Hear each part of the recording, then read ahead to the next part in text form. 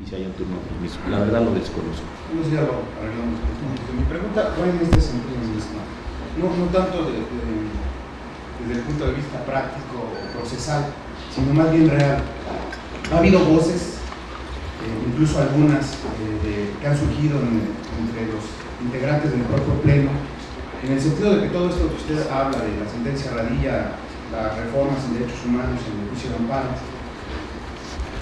obligan a los jueces, a los magistrados, a los ministros a cambiar de chip, no solo a seguir un proceso distinto, sino a cambiar de chip en el sentido de que los conservadores, aquellos ministros, jueces conservadores, así lo han dicho, que se ajustan tácitamente a lo que dice la Constitución, los tradicionalistas, como luego les solemos llamar en las notas o en las crónicas, tienen que cambiar de chip. El caso de San Luis y el caso de Chihuahua, donde realmente no se vio que hubiera algún cambio en la mentalidad o en la postura de los ministros. Entonces, quisiera que nos compartiera una reflexión sobre este asunto, sobre la realidad actual de la Corte y si es viable esta situación. ¿Cómo no? Yo creo aquí que hay una cuestión muy importante. Hay que distinguir que una cosa es la reforma a los derechos humanos y otras son las reformas a la ley de amparo. Si la ley sigue diciendo que el término de presentación de una demanda son 15 días, o 20 días, o 30 días, creo que resultaría muy difícil y muy arbitrario que nosotros dijéramos, como está en vigor la reforma de derechos humanos, pensemos que donde dice 15 días, dice 2 años. Yo creo que es una cosa sumamente peligrosa para una sociedad. Creo que hay que distinguir entre lo procesal, que eso es una reforma de ley, que vamos a ver en los próximos días, yo estoy seguro de ello, y si la ley, insisto, tiene plazos, condiciones, términos, formalidades, pues yo también pensaría que es sumamente peligroso que una sociedad acepte que los ministros se comportan como mejor les parezca en relación con los términos o con las formalidades procesales, porque recordemos que siempre que se beneficia a uno, se perjudica a otro. Normalmente en los procesos hay 2 o más partes. Entonces, creo que esto es importante. Si se hizo, como ya está hecha, una gran reforma en materia de derechos humanos, yo creo que debemos darle todo el sentido a la reforma en derechos humanos. Si se hizo una gran reforma en amparo, creo que debemos darle todo el sentido a los nuevos procedimientos de amparo y a las nuevas condiciones. Pero no me parece mezclar todo junto, porque a mí algo que me da también temor es que generemos una condición de arbitrariedad, simplemente por la idea de decir, como estamos protegiendo algún interés superior, pues nosotros hacemos aquí lo que mejor nos parezca. Creo que eso es muy peligroso, no solo para la sociedad, sino también para la legitimación de una Corte que la tiene que sostener. Entonces, esa es una primera cuestión. 2, yo creo que la propia reforma constitucional a todos nosotros nos va a generar la necesidad de reflexionar mucho más a fondo sobre los propios derechos humanos. Lo que pasa es que no todos vamos a leer los mismos derechos humanos con la misma extensión, con los mismos límites y con las mismas posibilidades. En el asunto que usted menciona de Baja California y de San Luis, yo creo que algunos de los señores ministros, puedo yo estar de acuerdo, no con ellos, pues no es el punto en este caso, yo ya voté, yo ya dije lo que tenía que decir en el asunto. Algunos de los señores ministros, precisamente con motivo en la reforma de derechos humanos, consideraron que había un derecho a la vida que tenía una protección adicional, que es la reforma del artículo 29, por ejemplo, que antes no se decía y ahora se dice. Entonces, no necesariamente la reforma de derechos humanos nos va a llevar a una condición de unanimidad. Van a leerse cosas distintas por los distintos integrantes de la Corte a partir, eso sí, de un nuevo contenido constitucional. Esto es muy importante decir, es un poco sutil, pero creo que es de enorme importancia. Yo voy a decir, a mí me parece que ahí hay un derecho humano, déjenme ponerlo así de simple, y que ese derecho humano significa todas esas cosas. Otro puede decir, yo no veo con tanta claridad que ahí haya un derecho humano, o si lo veo, para mí puede significar cosas distintas.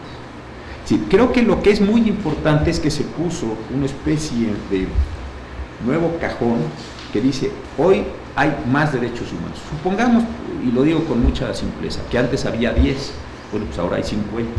Hay que argumentar sobre 50, pero los 50, eso es por lo que no me gusta la idea del chip, porque parecería que se tiene que hacer una adecuación mental total de todos en el mismo instante y en el mismo momento para que todos leamos lo mismo. Pues esto no pasa en nada. No pasa en derecho, no pasa en arte, no pasa en política, no pasa en deporte, no pasa en ningún lugar.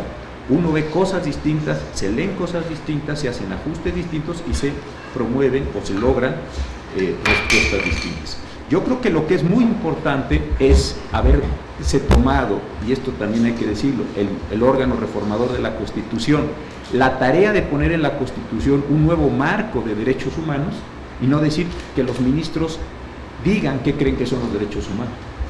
Lo que el constituyente nos está diciendo es, son todos los de la Constitución, más todos los que ustedes puedan encontrar. ¿Cuáles? Pues vamos a ver. Ahora, hay un segundo tema muy importante.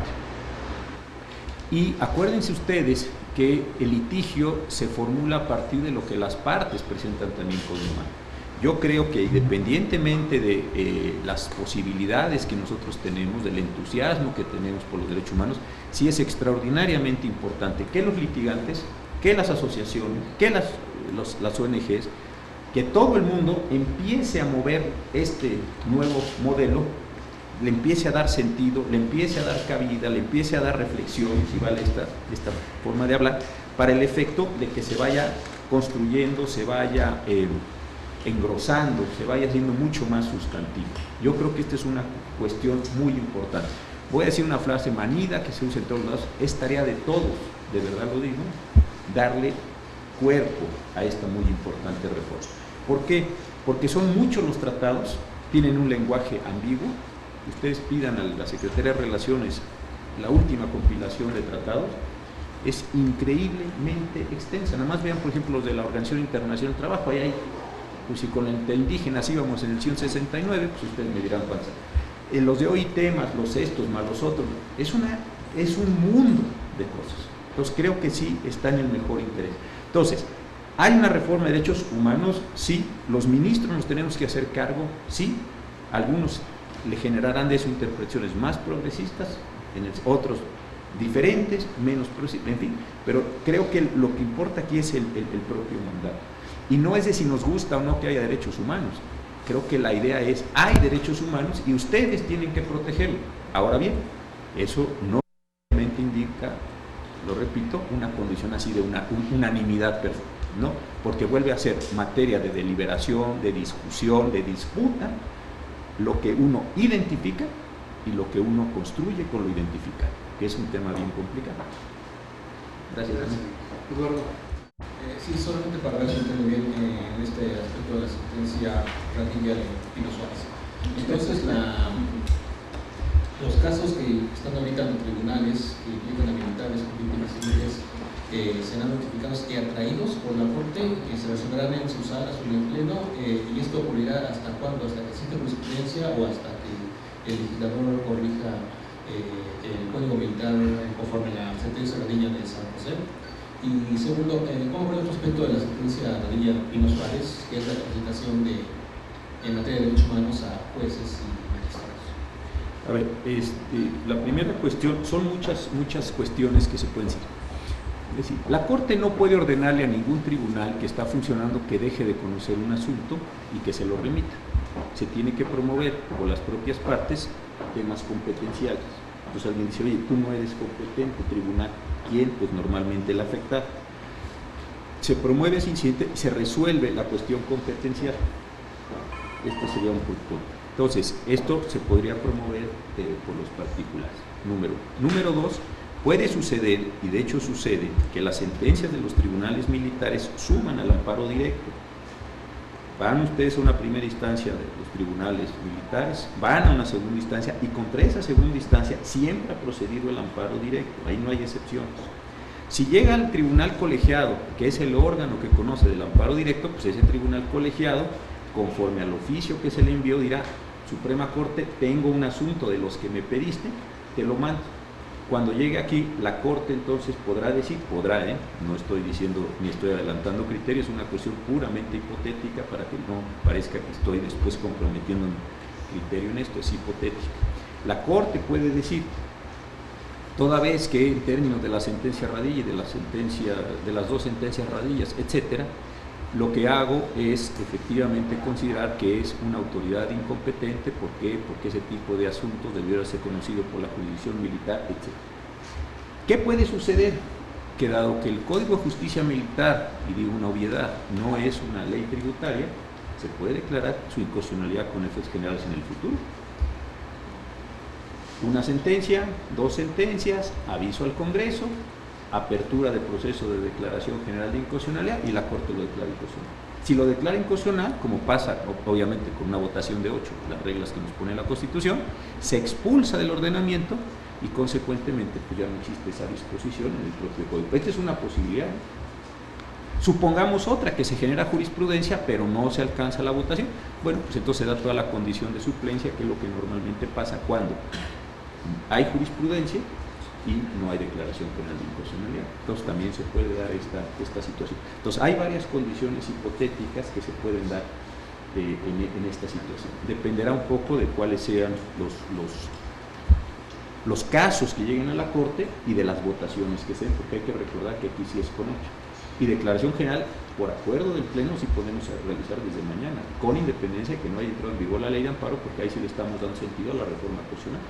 Esto sí no está condicionado a la ley, por el acuerdo que ya vieron ustedes, que está tratando de darle contenido a estas cuestiones. Entonces, como posibilidades es. Y había una segunda, pero no la alcanza a tomar. La capacitación.